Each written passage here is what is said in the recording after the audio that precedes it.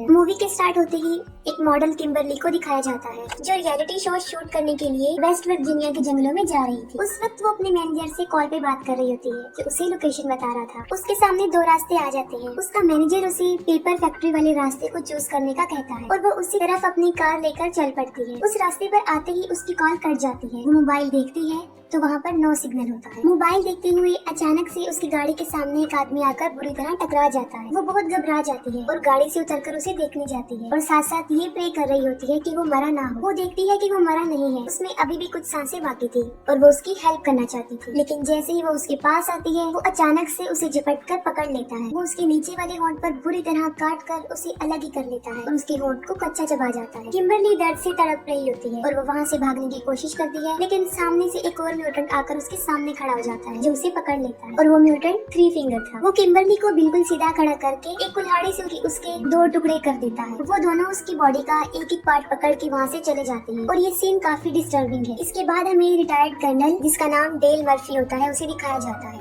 और वो ही West Virginia के जंगलों में रियलिटी शो का होस्ट कर रहा है। उनके शो का नाम अपोकलिप्स होता है। इस शो में टोटल 6 पार्टिसिपेंट जिनमें किम्बरली जो वहाँ पर पहुँच नहीं सकी क्योंकि वो रास्ते में ही म्यूटेंट्स का शिकार बन चुकी थी। शो को माइकल नाम का एक लड़का डील कर रहा था और वही शो का डायरेक्टर था। वो सब शूटिंग के लिए रेडी हो जाते हैं लेकिन किम्बरली वहाँ पर मौजूद नहीं थी। इस पर माइकल डिसाइड करता है कि वो उसके बगैर ही अपने शूट को स्टार्ट करेंगे और वो शो की सेकंड प्रोड्यूसर मारा को कहता है कि 6 कंटेस्टेंट बन जाए और वो इस बात के लिए एग्री हो जाती है। वो पूरे जंगल में कैमरास फिट कर देते हैं ताकि सारे पार्टिसिपेंट्स पर नजर रख सके और साथ साथ वो पार्टिसिपेंट के ऊपर भी एक कैमरा लगा देते हैं। फिर वो शूटिंग स्टार्ट कर देते हैं। डेल उन लोगों को एक अजीबोगरीब टास्क दे देता है कि उन्हें जाकर जंगल में खाना ढूंढना है। उन 6 के 6 पार्टिसिपेंट्स को वो एक एक टीम में डिवाइड करते हैं। उन्हें सारे रूल्स बता दिए जाते हैं और इसके बाद उनका शो स्टार्ट हो जाता है। आरवी में उन लोगों ने जो कैमरा लगाया था उसके फुटेज में हम नील को दिखते हैं जो उस वक्त टॉयलेट कर रहा होता है। तभी थ्री फिंगर पीछे से आकर उसे पकड़ लेता है और उसका गला काट के उसे मार देता है। इसके बाद हम देखते हैं डेल को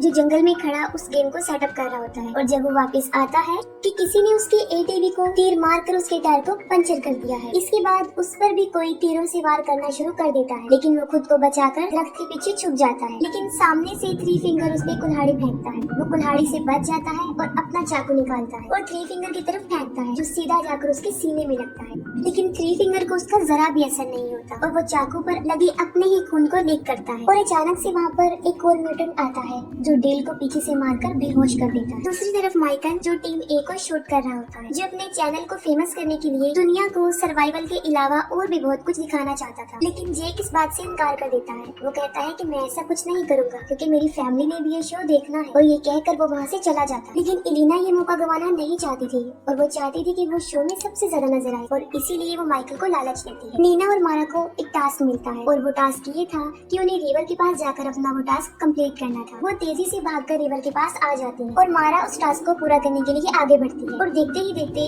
वो टास्क को कंप्लीट कर लेती है। लेकिन साथ में वो माइकल और इलीना को भी देख लेती है जिससे वो काफी डिसहार्ट होती है क्योंकि ये सब कुछ वो माइकल के लिए ही कर रही होती है। वो काफी दुखी हो जाती है जिस पर नीना उसे बहुत समझाती है। एम्बर और जोन्सी को जंगल में एक बारबेक्यू नजर आता है और वो समझते हैं कि शायद यही उनका टास्क है और वो कपड़े की मदद से उसे वहाँ से उठाकर ले जाते हैं। मारा उस जगह को छोड़ना चाहती थी और वो चलते चलते एक घर के सामने आ जाती है। वो घर के अंदर घुस जाती है ताकि वहाँ से वो फोन ढूंढ सके। उस घर में उन्हें डी फार्म लोगों की पिक्चर भी नजर आती है जिसमें टोटल 4 लोग होते हैं। 4 लोग पापा, माँ, ब्रदर और सिस्टर जो कि बहुत खतरनाक म्यूटेंट्स थे। अभी वो पिक्चर्स देख ही रही होती है कि वहाँ पर कोई चिल्लाते हुए अंदर आ जाता है और वो दोनों छुपकर देखने लगती है और वहाँ पर माँ और सिस्टर होते हैं। माँ को डिलीवरी पेन हो रहा था। सिस्टर उसे टेबल पर लिटा देती है और वहीं पर वो एक बच्चे को पैदा कर। वो बच्चा बहुत ही ज्यादा खौफनाक था। नीना और मारा उस बच्चे को देख रही होती है। तभी सिस्टर की नजर उन पर पड़ जाती है। वो उन पर झपटने लगती है। तभी वो दोनों दरवाजा बंद कर देती है और एक बेड के सहारे से उस दरवाजे को मजबूती से बंद कर देती है। लेकिन बाहर से सिस्टर उस दरवाजे को तोड़ रही होती है और सारी विंडोज भी मजबूती से बंद होती है। वो काफी घबरा जाती है क्योंकि बचने का उनके पास कोई रास्ता नहीं होता। उन्हें कुछ समझ नहीं आ रहा होता कि अब क्या करें। तब मजबूरन उन्हें उनके टॉयलेट पिट से बाहर आना पड़ता है। वो दोनों अपनी जान बचाकर तेजी से वहाँ से भाग रही होती है लेकिन पा उन्हें देख लेता है। वो एक कुल्हाड़ी उनकी तरफ फेंकता है जो सीधा आकर मारा के सर पर लग जाती है। नीना उसे बचाने के लिए वहाँ पर नहीं रुकती और भाग जाती है। पा वहाँ पर आकर मारा के सर से वो कुल्हाड़ी निकालता है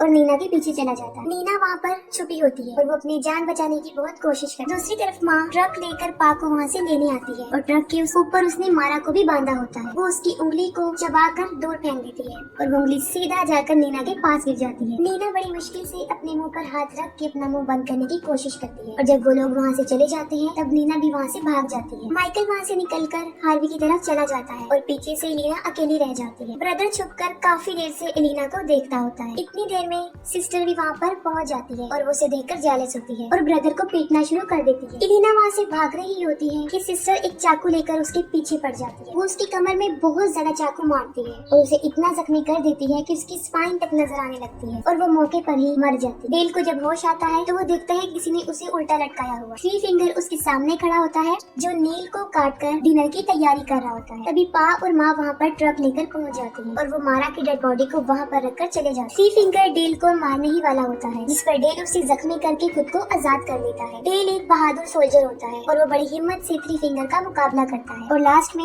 वो थ्री फिंगर से गन छीन कर उसे ही गोली से उड़ा देता है। फिर माइकल हार्वी में आता है और वो सारे कैमरास को चेक कर रहा होता है तो अचानक से हार्वी खुद ब खुद चल पड़ती है। माइकल सोचता है कि शायद नील उसे चला रहा है लेकिन उसे पा और माँ चला रहे होते हैं और वो माइकल को पकड़ लेते हैं और पा उसे मार मार के जख्मी कर देता है। दूसरी तरफ जेक, एम्बर और जॉन्सी जो बड़े मजे से बारबेक्यू एंजॉय कर रहे होते हैं। नीना बहुत घबराई होती है और हाँफते हुए वो लोगों के पास पहुँच जाती है। वो सब कुछ उन लोगों को बता देती है और कहती है कि हमें यहाँ पर अब एक मिनट भी नहीं रुकना चाहिए, हमें यहाँ से चले जाना चाहिए। जॉन्सी समझता है कि शायद ये भी शो में एक एक्टिंग का एक पार्ट है और वो एक्टिंग ही कर रही है। तब अचानक एम्बर की नजर उस बारबी के ऊपर पड़ती है जो वो खा रहे होते हैं। वो देखते हैं कि उसके ऊपर किम्बरली का टैटू बना हुआ है और वो समझ जाते हैं कि वो किम्बरली की टांग खा रहे होते हैं। ये देखकर वो वहाँ पर बिल्कुल भी नहीं स्टे करते और वहाँ से भाग जाते हैं। वो आरवी की तरफ आते हैं लेकिन वहाँ पर उन्हें कुछ भी नजर नहीं आता। तब वो डिसाइड करते हैं कि हमें अपनी जान बचाने के लिए पेपर मिल की तरफ भागना होगा। डेल को भी वो घर मिल जाता है और उस घर में उसे मेनार्ड मिलता है। मेनार्ड मूवी के फर्स्ट पार्ट में गैस स्टेशन का मालिक होता है। डेल वहाँ अपने जख्मों पर टांके लगा रहा होता है और मेनार्ड उन्हें इन म्यूटेंट्स के बारे में बताता है। वो उसे बताता है कि ये म्यूटेंट्स इनब्रीडिंग और पेपर मिल से निकलने वाले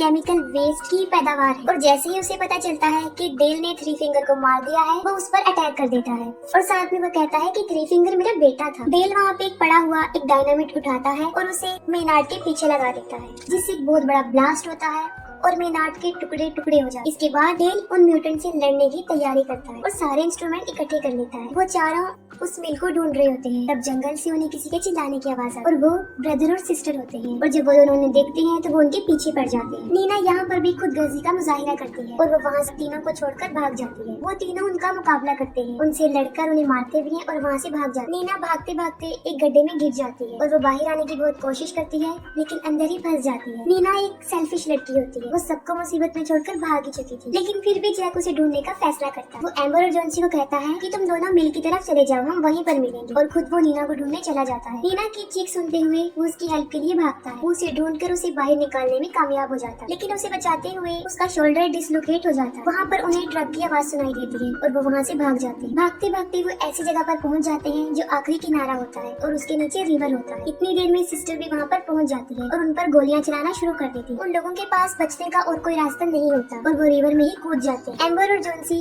भाग रहे होते हैं और जॉन्सी एक ट्रैप में फंस जाता है। एम्बर उसे बचा रही होती है और वो खुद भी इस ट्रैप में फंस जाती है और इतनी देर में पा और ब्रदर भी वहाँ पर पहुँच जाते हैं। पा उन लोगों के ऊपर अभी निशाना बना ही रहा होता है तो वो ब्रदर को मौका देता है। ब्रदर एक ही तीर से उन पर वार करके उन्हें मार देता है। नीना और जैक बड़ी मुश्किल से मिल की तरफ पहुँच जाते हैं और वहाँ पर एक अलमारी में उन्हें एक स्केलेटन मिलता है जो एक छोटी बच्ची का होता है। नीना उसे देखकर बहुत डर जाती है और वो सोचती है कि शायद ये बच्ची भी इन म्यूटेंट से बचकर यहाँ पर छुपी थी और इंतजार करते करते वो वहीं पर ही मर गई। डर की वजह से नीना वहाँ से भागने लगती है लेकिन जेक उसे पकड़ लेता है और कहता है कि जॉन्सी और एम्बर यहाँ पर आने वाले हैं, हमें उनका वेट करना चाहिए। वहाँ वो देखते हैं कि विक्टिम्स की बहुत ज्यादा गाड़ियाँ खड़ी हुई थी जो तादाद में बहुत ही ज्यादा थी और वहाँ पर उनकी आरवी भी खड़ी जिसमें माइकल की मुसलसल चिल्लाने की आवाजें आ रही। वो दोनों उसे बचाने के लिए आगे बढ़ते हैं। जब जेक अंदर जाता है तब वो देखता है कि माइकल लाइव आ रहा है और माँ उसे बड़ी बेरहमी से मार देती है जिस पर जेक समझ जाता है कि ये उनके लिए बिछाया लगाया गया एक ट्रैप है। लेकिन अब वक्त गुजर चुका था और वो दोनों उन दोनों को भी पकड़ लेते हैं। नीना जब होश में आती है तब वो देखती है कि किसी ने उसे डाइनिंग टेबल के सामने बांधा हुआ है और जेक को भी सामने लटकाया हुआ है। तब उस फैमिली का डिनर का टाइम होता है और डिनर करने से पहले वो सब पे करते हैं। ब्रदर जबरदस्ती नीना के मुंह में खाना डालता है और यहाँ पर हमें पता चलता है कि वो फैक्ट्री ही असल में उनका घर था। माँ एक ग्राइंडर में